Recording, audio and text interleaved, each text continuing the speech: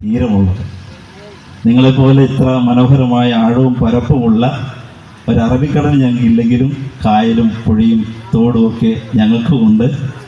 അതുകൊണ്ട് ഒരു കാര്യം പറഞ്ഞാൽ ഈ മിഷൻ തീരമില്ലാത്തവർക്ക് തീരം നൽകുന്ന മിഷനാണ്.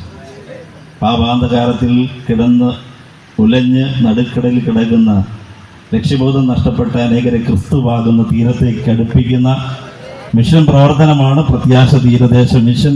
ഇത്രവർക്ക് സന്തോഷമുണ്ട്.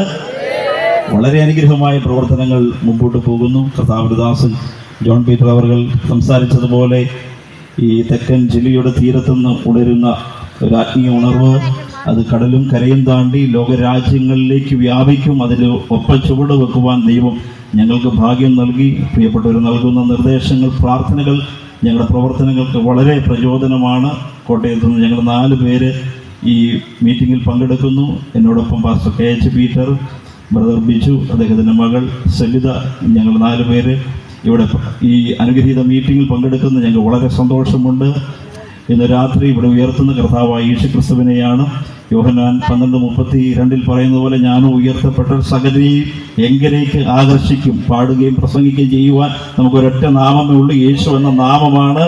ജാതി മത വർണ്ണവർഗ വ്യത്യാസം കൂടാതെ ഈ ദേശത്ത് ആയിരങ്ങൾ അനേകർ കർത്താവിനെ അറിയും. വലിയ ദൈവപ്രവൃത്തി വെളിപ്പെടും. വിശ്വസിക്കുന്നവർ കർത്താവിനെ സ്തോത്രം ചെയ്യാം. കോട്ടയം ജില്ലയുടെ മുഴുവൻ പ്രവർത്തകരുടെ പേരിൽ ഞങ്ങൾക്ക് നേതൃത്വം നൽകുന്ന IPC Vazhoor central minister pastor Saji P. Mathew അവരുടെ പേരിലുള്ള എല്ലാ ആശംസയും ഈ യോഗത്തിന് അർപ്പിക്കുന്നു. കർത്താവ് നമ്മെ ധാരാളമായി അനുഗ്രഹിക്കട്ടെ.